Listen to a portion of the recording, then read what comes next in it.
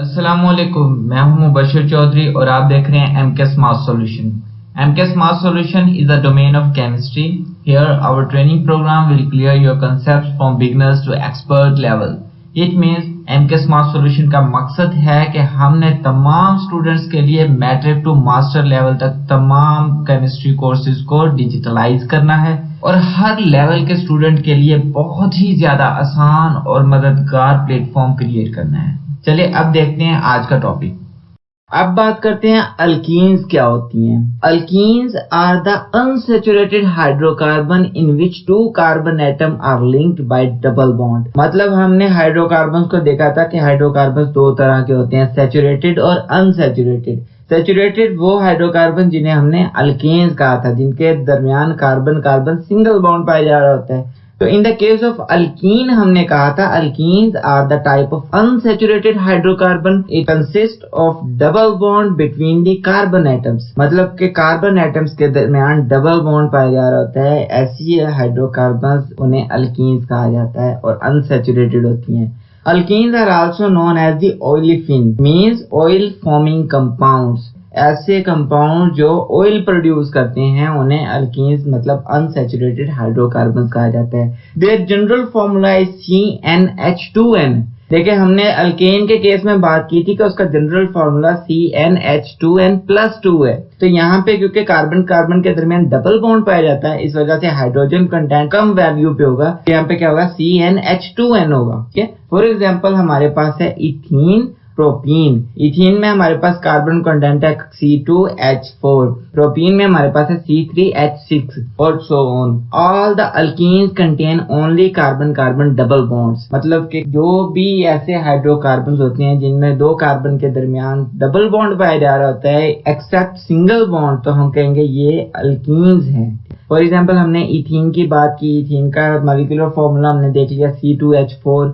अब देखिए वो C2H4 कैसे है। यहाँ पे देखें हमारे पास है कार्बन कार्बन, मतलब दो कार्बन है इथीन में और दोनों कार्बन फर्दर आगे दो दो हाइड्रोजन के साथ अटैच्ड हैं। मतलब कि कार्बन तो टेट्रावेलेंट होता है। अगर कार्बन इनके साथ दो बॉन्ड बना रहा है, मतलब एक तरफ कार्बन दो हाइड्रोजन के साथ अटैच है, कार्बन के पास दो केमिकल बॉन्ड बनाने की जगह है, तो दोनों कार्बन क्या करते हैं, आपस में ही डबल बॉन्ड बना लेते हैं। तो इस केस में हम कह सकते हैं कि जो अल्कीन होती हैं वो अनसैचुरेटेड हाइड्रोकार्बन होती हैं, क्योंकि उनमें कार्बन कार्बन लिंक्ड होते हैं through the double covalent bond. Next बात करते हैं प्रोपीन की। प्रोपीन में हमारे पास C3H6 है। तो यहाँ पे हमने देखा कि जो सेंट्रल कार्बन है वो एक तरफ डबल बॉन्ड बना रहा है दूसरी कार्बन के साथ और दूसरी तरफ सिंगल बॉन्ड बना रहा है। अब जहां तो वो सेंट्रल कार्बन सिंगल बॉन्ड बना रहा है वहां अटैच है मिथाइल ग्रुप, और जहां वो डबल बॉन्ड बना रहा है वहां अटैच है मिथाइलिन ग्रुप, मतलब CH2। ठीक है, तो ये कंसेप्ट है प्रोपीन का। अब यहाँ पे भी देखें हमारे पास तीन कार्बन है, 1 2 3 और 6 हाइड्रोजन है। तो नेक्स्ट बात करते हैं अकरेंस ऑफ अल्कीन्स। अल्कीन्स की अकरेंस कौन कौन सी है, मतलब कहाँ कहाँ पाए जा रहे होते हैं। Alkenes being more reactive than the alkanes seldom occur free in nature. मतलब कि अल्कीन बहुत ही ज्यादा रिएक्टिव होती हैं बनिस्बत अल्केन्स के, क्योंकि अल्केन सैचुरेटेड फॉर्म होती हैं, क्योंकि उनके दरमियान कार्बन कार्बन सिंगल बॉन्ड पाया जा रहा होता है। लेकिन इन the case of alkene, alkyne के दरमियान कार्बन कार्बन डबल बॉन्ड पाया जा रहा है, तो double bond are weaker than the single bond. So हम कहते हैं ये इजीली ब्रेकेबल होता है, बहुत आसानी से टूट जाता है। सो इन्हें ऑलिफिन्स भी कहा जाता है, मतलब ऑयल फॉर्मिंग कंपाउंड्स भी कहा जाता है। और ये फ्री स्टेट इन नेचर में ऐसे रैंडमली पाए जा रहे होते हैं, मतलब कहीं पे भी अटैच हो जाता है किसी के भी साथ। तो हम बात कर देते हैं कि lower alkenes occur in coal gas in minute quantity. देखिए कोल को जब हम फ्रिक्शनल डिस्टिलेशन में इन्वॉल्व करते हैं तो हमारे पास एक कंपोनेंट आता है जिसे कोल गैस कहा जाता है। अब लोअर कोल गैस में जो कंपोनेंट्स होते हैं उनमें मिन्यूट लेवल बहुत ही कम मिकदार में हमारे पास अल्कीन्स पाए जा रहे होते हैं। फॉर एग्जाम्पल हमारे पास है ethene is also present in the natural gas some time to extent of 20%। Natural gas में बात की थी मीथेन की। मीथेन 85% पाया जा रहा होता है नेचुरल गैस में, जो कि एक अल्कीन है। लेकिन यहाँ पे हमने बात की है अल्कीन की। अल्कीन में जो हमारे पास इथीन कंपोनेंट है ये नेचुरल गैस में 20% पाया जा रहा होता है। It also act as a minute quantity. Alkenes are produced in the large amount by cracking of petroleum.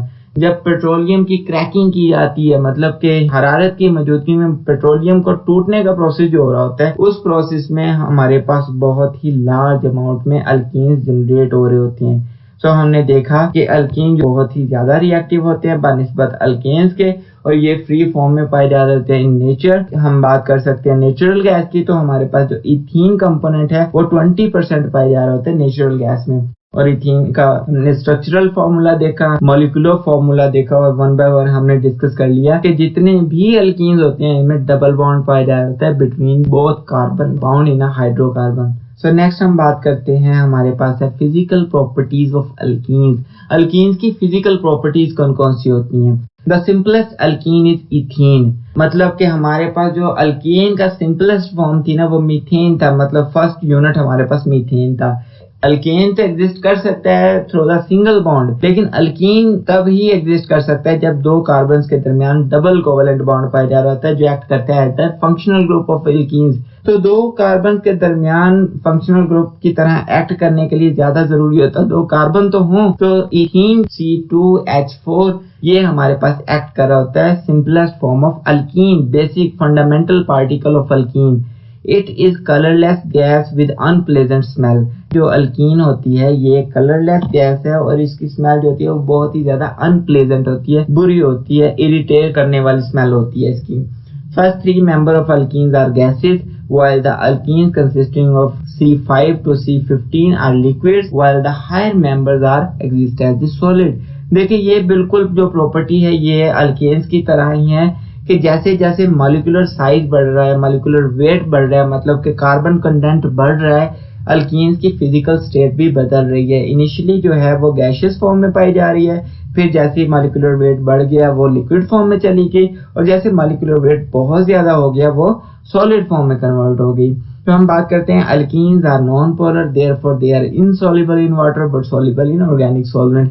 ये सेम प्रॉपर्टीज हैं जो हमने अल्केन्स में पढ़ी हैं, ये सेम प्रॉपर्टीज हैं जो हमने प्रीवियस चैप्टर मतलब ऑर्गेनिक केमिस्ट्री में प्रॉपर्टीज ऑफ हाइड्रोकार्बन मतलब प्रॉपर्टीज ऑफ ऑर्गेनिक कंपाउंड्स में पढ़ी हैं, बिल्कुल सेम है कि जितने भी हाइड्रोकार्बन जितने भी ऑर्गेनिक कंपाउंड होते हैं ये नॉन पोलर होते हैं बाय नेचर।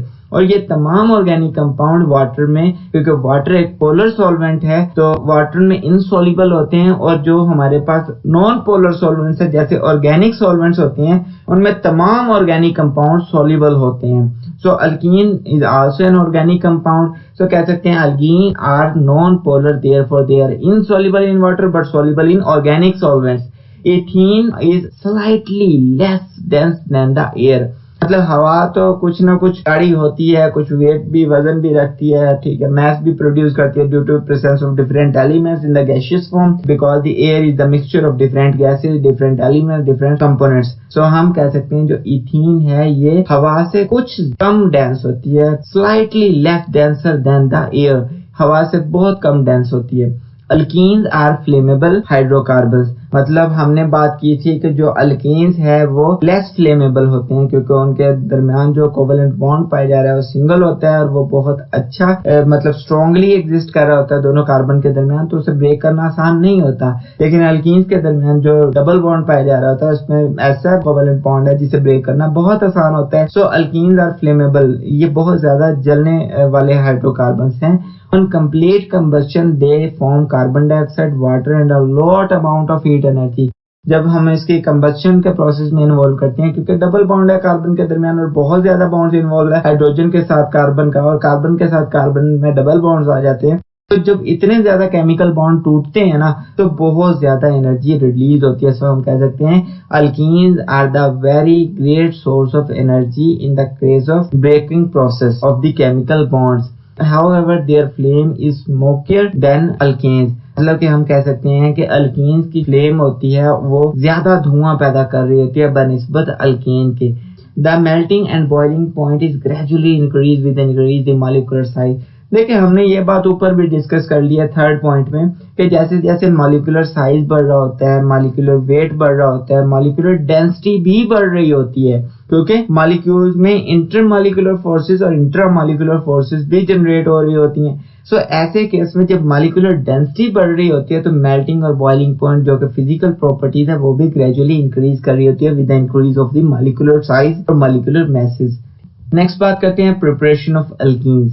अल्कीन्स की प्रिपरेशन के बारे में देखते हैं। तो फंक्शनल ग्रुप्स तो सेम है, हमने जस्ट इंटर कन्वर्जन करनी है और अपने मतलब का प्रोडक्ट बनाना है। अब हमने प्रिपरेशन ऑफ अल्कीन मतलब कि हमने ऐसे हाइड्रोकार्बन बनाने हैं जिसमें कार्बन के दरमियान डबल कोवेलेंट बॉन्ड पाया जाता है। तो देखते हैं डिफरेंट फंक्शनल ग्रुप्स को ऐसी कंडीशंस प्रोवाइड करनी होती है कि हमें हमारे डिजायर प्रोडक्ट मिल जाए। हमने यहाँ पे अल्कीन कैसे बनानी है। Alkenes are prepared by the removal of small atoms like hydrogen, hydroxyl, halides from the adjacent carbon of a saturated compound। किसी saturated compound के जो adjacent carbon होता है ना उसके अंदर जो हाइड्रोजन, हाइड्रोक्सल या हैलोजन कंपोनेंट होगा उन्हें एटम्स को मतलब जो स्मॉल साइज रखते होंगे उन्हें रिमूव करने से हमारे पास दोनों कार्बन कंटेंट के दरमियान डबल बॉन्ड जनरेट हो जाएगा बिटवीन द कार्बन एटम्स। हम इस पॉइंट को आगे फर्दर एग्जांपल्स के साथ स्टेप बाय स्टेप मूव करते हैं तो बहुत ज्यादा अच्छे से समझ आ जाएगा।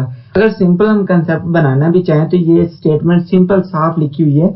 अल्कीन्स आर प्रिपेयर्ड, अल्कीन बनाए जाते हैं by the removal of small atom. छोटे एटम जो होते हैं जैसे कि हमारे पास हाइड्रोजन है, हाइड्रोक्सल है या हैलाइड्स है, ये जो छोटे एटम्स होते हैं इन्हें रिमूव कर दिया जाए from the adjacent carbon atom of saturated compound। अब saturated compound हमें पता है जिनके दरमियान सिंगल बॉन्ड पाया जा रहा होता है as to create the double bond। अब जब साइड वाले adjacent atoms को रिमूव करेंगे तो वो जगह वेकेंट हो जाएगी। इन the case of carbon component, carbon क्योंकि टेट्रावेलेंट होता है, अब कार्बन फौरन अपने आप को ऑप्टिमाइज करने की कोशिश करेगा और दूसरी एडजेसेंट कार्बन के साथ इंटरेक्ट करते ही carbon carbon double bond generate कर लेगा। Method of preparation, there are two basic method to prepare alkenes। Alkyne बनाने के दो बेसिक मेथड होते हैं। Number 1 by the dehydration of alcohol।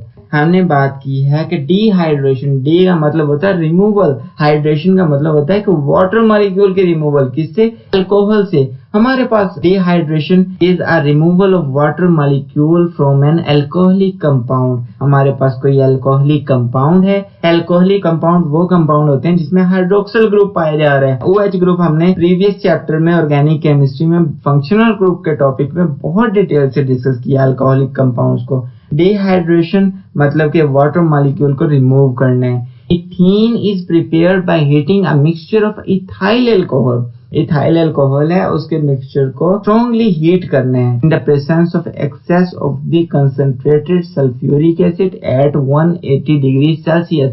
मतलब 180 डिग्री सेल्सियस के टेम्परेचर पे कंसंट्रेटेड सल्फ्यूरिक एसिड के मीडियम में हमने क्या करना है कि इथाइल अल्कोहल को स्ट्रांगली हीट अप करना है, जिससे क्या होगा, इथीन प्रोड्यूस हो जाएगी।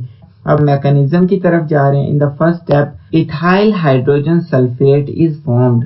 सबसे पहले क्या होगा कि जब hydroxyl group of ethyl alcohol interact करेगा सल्फ्यूरिक एसिड के हाइड्रोजन के साथ तो एक वाटर मॉलिक्यूल रिलीज हो जाएगा और हमारे पास जो कंपाउंड आ जाएगा वो इथाइल हाइड्रोजन सल्फेट बन जाएगा। Next which decompose on heating to produce ethene, जो थोड़ा ओवर हीट अप करने के बाद रिड्यूस हो जाएगा in separate compound as the sulphuric acid by getting the adjacent hydrogen atom of adjacent carbon and generate a double bond between the both carbon which is collected over water, जो कि हम पानी के ऊपर इकट्ठा कर लेंगे। स्टेप 1 में हमने कहा था कि हमारे पास इथाइल अल्कोहल है, ये इंटरेक्ट करेगा सल्फ्यूरिक एसिड के साथ। देखें यहाँ पे हमारे पास CH3CH2OH इथाइल अल्कोहल है और नेक्स्ट हमारे पास कंपाउंड है सल्फ्यूरिक एसिड H2SO4। ये देखें हमारे पास 2 H है इसमें और 4 ऑक्सीजन और 1 सल्फर है, मतलब ये H2SO4 सल्फ्यूरिक एसिड है। जब सल्फ्यूरिक एसिड अपने हाइड्रोजन को इंटरेक्ट करवाएगा हाइड्रोक्सल ऑफ इथाइल अल्कोहल तो इसमें वो सल्फ्यूरिक एसिड का जो हाइड्रोजन और इथाइल अल्कोहल का हाइड्रोक्सल मिलकर पानी बना देंगे H2 और वो सेपरेट हो जाएंगे और उसके बाद हमारे पास जो कंपाउंड बनेगा वो इथाइल हाइड्रोजन सल्फेट बन जाएगा। उसके बाद जो नंबर 2 स्टेप आ जाएगा उसमें क्या होगा कि हाइड्रोजन सल्फेट जो हमारे पास कंपोनेंट है या रेडिकल है ये अफेक्ट करेगा adjacent hydrogen atom of the adjacent carbon. देखिए यहाँ पे हमें नजर आ रहा है तो यहाँ पे रीअरेंजमेंट हो रही है तो सल्फ्यूरिक एसिड दोबारा रीजनरेट हो जाएगा फ्रॉम दैट कंपाउंड। तो जो वो हाइड्रोजन इलिमिनेट हुआ है from the adjacent carbon atom, उसका हाइड्रोजन जहां से सल्फ्यूरिक एसिड मतलब सल्फेट रिलीज हुआ है, उसकी जगह दोनों वेकेंट पोजीशन में वैलेंसीज पा जाती हैं। तो कार्बन उस चेंज को कंपनसेट करने की कोशिश करता है और पूरे रिएक्शन को ऑप्टिमाइज करने के लिए डबल बॉन्ड बना लेता है। तो जैसे ही कार्बन डबल बॉन्ड बनाते हैं एक दूसरे के साथ, तो वो इथीन में मिलके अल्कीन में कन्वर्ट हो जाते हैं और सल्फ्यूरिक एसिड दोबारा अपनी इनिशियल फॉर्म में वापस आ जाता है। तो हम कह सकते हैं इस पूरे रिएक्शन में हमारे पास जो मेजर प्रोडक्ट आया है वो वाटर आया है और अल्कीन। तो ये थी by the dehydration of alcohol to prepare the alkene. Next हमारे पास रिएक्शन है by the dehydrohalogenation of alkyl halide. मतलब कि हमने क्या करना है कि हमारे पास एक अल्काइल हैलाइड है। अल्काइल मतलब कि कोई भी मिथाइल हो सकता है, इथाइल, ब्रोमाइल, ब्यूटाइल, कुछ भी हो सकता है। तो हमने अल्काइल ग्रुप के साथ जब हैलाइड ग्रुप अटैच हो जाएगा तो अल्काइल हैलाइड बन जाएगा। अब यहाँ पे डिहाइड्रोहैलोजिनेशन होनी है। डिहाइड्रोहैलोजिनेशन क्या होती है? Dehydrohalogenation is the removal of hydrogen halide. मतलब कि हाइड्रोजन का एक एटम और हैलाइड का जो एटम है, ये दोनों रिमूव हो जाएंगे to form the hydrogen halide molecule from alkyl halide. Alkyl halide से निकल जाएंगे और एक एसिड बना लेंगे। For example, ethene is prepared by heating the mixture of alkyl halide, जैसे कि हम बात कर लेते हैं इथाइल ब्रोमाइड with alcoholic मतलब कि पोटेशियम हाइड्रोक्साइड। देखिए इस रिएक्शन में हमारे पास है इथाइल ब्रोमाइड। इथाइल ब्रोमाइड को जब हमने अल्कोहलिक ग्रुप से इंटरेक्ट करवाया, मतलब कि पोटेशियम हाइड्रोक्साइड के साथ इंटरेक्ट करवाया, तो बहुत ज्यादा हीट एनर्जी जो होगी वो इस्तेमाल होगी। मतलब कि ये एंडोथर्मिक रिएक्शन है। यहाँ पे पोटेशियम हाइड्रोक्साइड एक्ट कर रहा है एज अ कैटलिस्ट, जो हीट एनर्जी को रिड्यूस कर रहा है और एज अ कंपोनेंट इन्वॉल्व हो रहा है रिएक्शन में। जैसे हमने प्रीवियस रिएक्शन को देखा है स्टेप बाय स्टेप, लेकिन इसे हम एज अ होल देख रहे हैं। यहाँ पे इथाइल ब्रोमाइड क्या इंटरेक्ट कर रहा है? ये जो ब्रोमीन है ये इंटरेक्ट करेगा कार्बन के हाइड्रोजन कंपोनेंट के साथ और हाइड्रोजन ब्रोमाइड बना देगा। हमारे पास दूसरा कंपोनेंट आ जाएगा इथीन का। देखिए जैसे ये ब्रोमीन और ये हाइड्रोजन आपस में अलग होके एक सेपरेट कंपाउंड में कन्वर्ट हो जाएंगे, तो ये दोनों कार्बन के पास एक एक वैलेंसी फ्री आ गई। तो ये दोनों कार्बन ने अपने आप को कंपनसेट करते हुए ऑप्टिमाइज करने की कोशिश करेंगे और ये दोनों ही मिलके डबल बॉन्ड जनरेट कर लेंगे, जो कि कन्वर्ट हो जाएगा इथीन मतलब कि अल्कीन में। और हमारे पास साइड प्रोडक्ट में पोटेशियम हाइड्रोक्साइड मतलब के alcoholic group as it is आ गया, जो रिएक्शन में स्टार्टिंग मटेरियल के तौर पे इन्वॉल्व हुआ था। और हमारे पास hydrogen bromide as the hydrogen halide component as a molecule release हो जाएगा as a side product. Next बात करते हैं रिएक्शन ऑफ अल्कीन्स। अल्कीन्स के रिएक्शन कौन कौन से होते हैं? Alkenes are very reactive compound because of electrons of double bonds are easily available for reaction. मतलब कि जो डबल बॉन्ड होता है कार्बन कार्बन के दरमियान, वो जो इलेक्ट्रॉन पे कंसिस्ट कर रहा होता है वो इजीली अवेलेबल होते हैं किसी भी रिएक्शन के लिए। सो अल्कीन्स जो होते हैं वो बहुत ज्यादा रिएक्टिव होते हैं। These compounds have the tendency to react readily by adding other atom to become saturated compounds। मतलब कि ये जो कंपाउंड है जो खुद बाहैसियत अनसैचुरेटेड कंपाउंड है और इनके पास टेंडेंसी है टू रिएक्ट रेडिली, फौरन रिएक्ट करने की, by adding with other atom, दूसरे एटम्स को अपने अंदर ऐड करने की, और सैचुरेटेड कंपाउंड में कन्वर्ट हो जाते हैं। मतलब इनिशियली जितने भी अल्कीन्स हैं वो सारे अनसैचुरेटेड हाइड्रोकार्बन्स हैं, लेकिन जब वो दूसरे एटम्स को अपने अंदर ऐड करते हैं फौरन उनके साथ रिएक्ट करके, तो वो अनसैचुरेटेड कंडीशन से सैचुरेटेड कंडीशन मतलब सैचुरेटेड कंपाउंड्स की तरफ कन्वर्ट होना शुरू हो जाते हैं। As a result double bond is converted into the single bond that is more stable. मतलब कि जो डबल बॉन्ड होता है वो ब्रेक करता है, वो दूसरे एटम्स को अपने साथ इन्वॉल्व कर लेता है और सिंगल बॉन्ड में कन्वर्ट हो जाता है एज देयर इनिशियल फॉर्म, ज्यादा स्टेबल कंपाउंड जनरेट कर लेता है जो कि इजीली किसी रिएक्शन में इन्वॉल्व नहीं होते। As we discuss alkene show addition reaction, जैसे कि हमने पहले बात की अल्कीन्स जितने भी हैं ये एडिशन रिएक्शन परफॉर्म कर रहे होते हैं। जैसे हमने कहा alkenes are more readily reactive by the adding other atoms. ये एडिशन रिएक्शन ही तो है जो दूसरे एटम्स को अपने साथ ऐड कर लेना। अब एडिशन रिएक्शन दो reaction in which the product are form by adding some reagent to the unsaturated organic compounds. Unsaturated organic compounds दो ही होते हैं, अल्कीन होती हैं, अल्काइंस होती हैं। जब ये दूसरे रिएजेंट्स को अपने अंदर ऐड कर लेते हैं तो ऐसे रिएक्शन को एडिशन रिएक्शन कहते हैं। This process involve the conversion of double bond into the two new single bonds. मतलब जब डबल बॉन्ड ब्रेक कर रहा होता है तो दो नए सिंगल बॉन्ड बन रहे होते हैं विद द न्यू रिएजेंट्स। तो हम वन बाय वन इन्हें एनालाइज करते हैं एडिशन रिएक्शन। सबसे पहले हम बात करते हैं हाइड्रोजिनेशन ऑफ अल्कीन्स।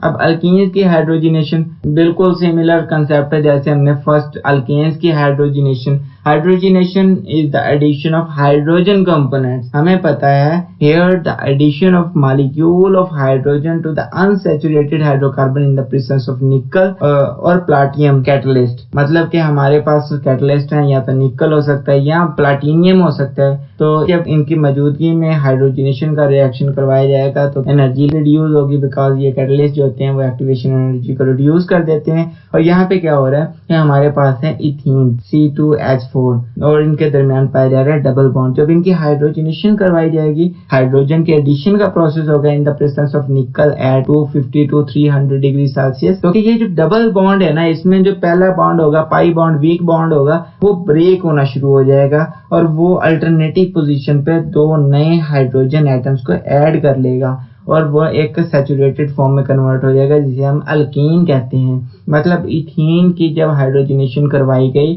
तो वो इथीन में कन्वर्ट हो गया। यहाँ नजर आ रहा है C2H6, ये हमारे पास इथेन आ गया जो कि फर्दर सैचुरेटेड फॉर्म है हाइड्रोकार्बन्स की। On industrial scale, it is used to convert the vegetable oil into margarine, मतलब घी की शक्ल में। मतलब कि हमने क्या करना है कि हमारे पास घरों में इस्तेमाल किया जाता है वेजिटेबल ऑयल और वेजिटेबल घी। तो हमने क्या करना है इंडस्ट्रियल स्केल पे बात कर लेते हैं, commercial level at a very huge level. Hydrogenation का जो कंसेप्ट है वो इस्तेमाल किया जाता है to convert the vegetable oil into the vegetable ghee, क्योंकि वेजिटेबल ऑयल जो है वो अनसैचुरेटेड हाइड्रोकार्बन्स होते हैं और घी जो होता है वो सैचुरेटेड हाइड्रोकार्बन्स होते हैं। तो इस फॉर्म में हम इसे ऐड करते हैं। जैसे हमारे पास ये ऑयल है, जब ऑयल की हाइड्रोजिनेशन करवाएगी मतलब एडिशन ऑफ हाइड्रोजन मॉलिक्यूल की बात कर रहे हैं in the presence of nickel at 250 to 300 degree Celsius, oil convert हो जाएगा घी में। नेक्स्ट प्रोसेस है हमारे पास या नेक्स्ट रिएक्शन ऑफ अल्कीन है हमारे पास हैलोजिनेशन ऑफ अल्कीन। अल्कीन्स की हैलोजिनेशन। अब देखें, हाइड्रेशन का मतलब था एडिशन ऑफ हाइड्रोजन, हैलोजिनेशन का मतलब है एडिशन ऑफ हैलोजेंस। हमने ये पहले भी डिस्कस कर लिया है, डिफाइन किया है हैलोजिनेशन को। Addition of halogen is known as the halogenation when bromine, bromine का कलर क्या होता है? ब्रोमीन का कलर होता है रेड ब्राउन कलर होता है initially. And bromine is added to ethene, ethene में जब ब्रोमीन को ऐड किया जाए, अब ब्रोमीन जो है वो हैलोजेंस है। अब इथीन में जो एडिशन हो रही है ब्रोमीन की, इस प्रोसेस को कहते हैं halogenation in the presence of inert solvent like carbon tetrachloride. अब इनर्ट सॉल्वेंट क्यों क्या है? क्योंकि ये पोलर सॉल्वेंट है और ये बहुत ही ज्यादा कॉम्प्लिकेटेड सॉल्वेंट कॉम्प्लिकेटेड मिक्सचर होता है जो अलाउ कर रहा होता है specific reaction like the halogenation को। इट्स कलर डिस्चार्ज, मतलब ब्रोमीन का जो रेड ब्राउन कलर है वो खत्म हो जाता है by adding the double bond converted into single bond. मतलब जब डबल बॉन्ड में वो ऐड होता है और उसे क्या करता है सिंगल बॉन्ड में कन्वर्ट कर देता है, तो जो ब्रोमीन होगा उसका इटसेल्फ जो कलर होता है वो डिसअपीयर हो जाता है और वो एक दूसरे कंपाउंड का कंपोनेंट बन जाता है। इंपॉर्टेंस में बात करते हैं, this reaction is used to identify the unsaturated organic compound. मतलब ब्रोमीन टेस्ट हमने previous chapter unit number 11 organic chemistry में बिल्कुल लास्ट टॉपिक था हमारा test to detect the functional group में हमने बात की थी। सबसे पहला टेस्ट फॉर अनसैचुरेशन, उसमें हमने बात की थी bromine test to detect the unsaturated compounds, unsaturated hydrocarbons. तो उसमें इस टेस्ट को डील किया था। जैसे हमारे पास यहाँ पे है इथीन, इथीन में डबल बॉन्ड पाए जा रहे हैं दोनों कार्बन के दरमियान। जैसे ही इसकी ब्रोमीन से इंटरेक्शन करवाई, मतलब कि हैलोजिनेशन करवाई इन the presence of carbon tetrachloride की मौजूदगी में, तो क्या बन गया ये हमारे पास इस कंपाउंड में मतलब सैचुरेटेड अल्काइल हैलाइड की फॉर्म में कन्वर्ट हो गया। जैसे हमारे पास ये है 2 कार्बन कंपोनेंट है, 4 हाइड्रोजन कंपोनेंट्स है और 2 ब्रोमीन जो है वो टर्मिनल्स पे कनेक्टेड है दोनों कार्बन के, to remove the double bond of this compound. Next बात कर लेते हैं reaction of alkene. Alkene third reaction कौन सा परफॉर्म कर रही है? Hydrohalogenation of alkene. मतलब कि अल्कीन की जब हाइड्रोहैलोजिनेशन करवाई जाए, मतलब हाइड्रो मतलब हाइड्रोजन कंपोनेंट की एडिशन और हैलोजन मतलब के हैलोजन कंपोनेंट की एडिशन। अब ये तो एक ही कंसेप्ट में हो सकता है, मतलब कि जब हम किसी भी हाइड्रोक्लोरिक एसिड या हाइड्रोजन ब्रोमाइड या फिर इस तरह के किसी भी कंपोनेंट्स को ऐड करते हैं किसी अल्कीन के साथ, तो हम कह सकते हैं कि ये रिएक्शन होता है hydrohalogenation. Dry gaseous hydrogen halide like hydrogen bromide या hydrogen chloride reacts with the alkene to produce alkyl halides। मतलब जब अल्कीन्स के साथ इंटरेक्ट करते हैं अल्काइल हैलाइड बनाने के लिए तो ये रिएक्शन परफॉर्म होता है। फॉर एग्जांपल हमारे पास है इथीन, मतलब C2H4, इनके दरमियान है डबल बॉन्ड कार्बन कार्बन। जब हम उसे हाइड्रोजन ब्रोमाइड के साथ इंटरेक्शन करवा रहे हैं तो उसके रिजल्ट में क्या बन रहा है कि जो एक हाइड्रोजन होगा वो एक कार्बन की तरफ मूव कर जाएगा, उस पे अटैच हो जाएगा, और ब्रोमाइड जो होगा वो दूसरी कार्बन पे अटैच हो जाएगा, और ये डबल बॉन्ड होगा जो इसे रिमूव कर दिया जाएगा और बना दिया जाएगा अल्काइल हैलाइड। ठीक है, जैसे यहाँ पे नजर आ रहा है हमारे पास इथाइल ब्रोमाइड में कन्वर्ट हो गया ethene after the reaction of hydrogen bromide. तो नेक्स्ट हमारे पास है reaction number 4, oxidation of alkyne with potassium permanganate. मतलब हमारे पास एक कंपोनेंट है पोटेशियम परमैंगनेट। ठीक है, ये कंपाउंड है। जब ये इंटरेक्ट करता है अल्कीन के साथ, मतलब कि अल्कीन के डबल बॉन्ड के साथ, तो एक रिएक्शन परफॉर्म होता है जिसे कहते हैं oxidation of alkyne. Alkene decolorize the pink solution of dilute acidified potassium permanganate। मतलब पोटेशियम परमैंगनेट का कलर होता है पिंक। जब उसको रिएक्ट करवाया जाता है अल्कीन के साथ तो अल्कीन का डबल बॉन्ड ब्रेक हो जाता है और ऑक्सीडेशन होती है उसकी, तो अल्कीन उस डिल्यूट सॉल्यूशन का, मतलब पोटेशियम परमैंगनेट के डिल्यूट सॉल्यूशन का पिंक कलर जो होता है उसे खत्म कर देता है। Here the double bond of electron react with permanganate ion which further converted into the manganese dioxide gaining the electrons and ethene glycol, या हम कह ले इथेन डायोल में कन्वर्ट हो जाता है। There is an addition of 2 hydroxyl group in double bond। मतलब जो इथीन के 2 डबल बॉन्ड्स होते हैं वहां पे क्या होता है कि 2 हाइड्रोक्सल ग्रुप की अटैचमेंट हो जाती है।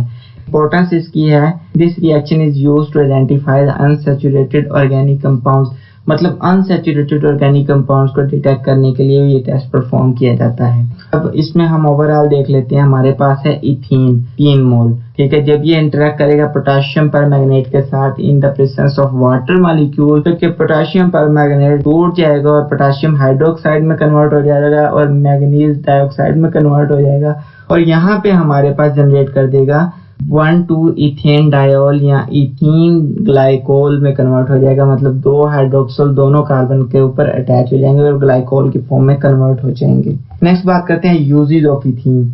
अल्कीन के यूजेस क्या हैं? ठीक है, it is used for the artificial ripening of fruits. मतलब ये फ्रूट्स को आर्टिफिशियली रैपन करने के लिए, पकाने के लिए इस्तेमाल किए जाते हैं। फॉर एग्जांपल हम बात कर लेते हैं, मौसम होता है आम को पकाने का, मतलब आम को एक फर्टाइल फॉर्म में कन्वर्ट करने का, एक अच्छी फॉर्म में कन्वर्ट करने का, तो हम एक मसाला इस्तेमाल करते हैं, वो सॉलिड फॉर्म में इथीन ही होती है। जब हम उसे इसके दरमियान रख देते हैं तो वो इथीन गैस होती है, वो इफेक्ट कर रही होती है हर एक फ्रूट के कंपोनेंट पे, तो वो आर्टिफिशियली रैपन कर रही होती है, वक्त से पहले उसे तैयार कर रही होती है। तो it is used for the artificial wrapping of fruits. It is used as the general anesthetic. So it used for the manufacturing of polyethylene, that is a plastic material used in packing toys and bag etc. मतलब कि ये plastic material बनाने के लिए भी इस्तेमाल की जाती है, जो कि इस्तेमाल किया जाता है for the purpose of packaging. जैसे हम बाजार जाएं तो शॉपिंग बैग यूज कर रहे होते हैं, वो भी इसी से बन रहा होता है। कोई ऐसे खिलौने होते हैं जो प्लास्टिक से बने होते हैं, वो भी इसी से होता है। प्लास्टिक बैग्स होते हैं या फिर कुछ भी इस तरह के कंसेप्ट जिसमें प्लास्टिक इन्वॉल्व हो रही होती है, तो हम समझ जाएंगे यहाँ पे इथीन इस्तेमाल की जा रही होती है।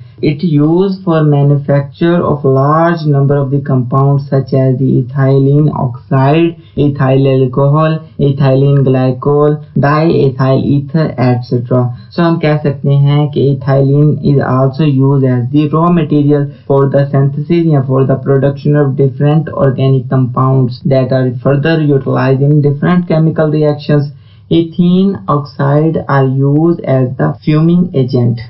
Ethylene glycol is used as the artificial antifreeze के तौर पे इस्तेमाल हो रहा है। Diethyl ether and ethyl alcohol is used as the solvents। मतलब different chemical reaction में हम diethyl ether या ethyl alcohol को as a solvent भी इस्तेमाल करते हैं। It used for making poisonous mustard gas which is used in the chemical warfare. मतलब कि इथाइलिन को हम इस्तेमाल करते हैं मस्टर्ड गैस बनाने के लिए, जो कि बहुत ज्यादा जहरीली होती है। अगर आपने हिस्ट्री पढ़ी होगी तो वर्ल्ड वॉर 1 में इस गैस का इस्तेमाल भी किया गया था और ये गैस इन्वेंट भी उसी टाइम की गई थी। तो उसमें क्या होता है कि मस्टर्ड गैस के बम बनाए जाते थे, जो क्या करते हैं हिटलर के दौर में दुश्मनों पे फेंके जाते थे, और ये बहुत ज्यादा इरिटेटिंग एनवायरनमेंट क्रिएट करते हैं, जिससे कुछ देर तक ये आंखों में जलन होती रहती है और इंसान को बहुत ही ज्यादा इरिटेशन हो रही होती है।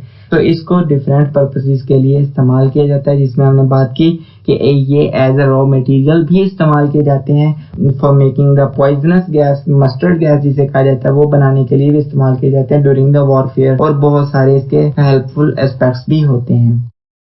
उम्मीद करता हूँ हमारी ये मेहनत आपके लिए मददगार साबित हो। प्लीज हमारे चैनल को सब्सक्राइब, लाइक, शेयर जरूर करें, और अगर आप इस तमाम कोर्स को एक ऑर्गेनाइज्ड वे में स्टडी करना चाहते हैं तो आप हमारी वेबसाइट mksmathsolution.blogspot.com, जिसका लिंक डिस्क्रिप्शन में मौजूद है, उसे विजिट करें। यहाँ पे आपको आपके कोर्स से रिलेटेड तमाम डाटा एक वेल ऑर्गेनाइज्ड फॉर्म में मिलेगा, from the matric to master level. Thanks to watch. If you have any query, you can find me in comment box, or you can also contact me on WhatsApp. Khuda Hafiz.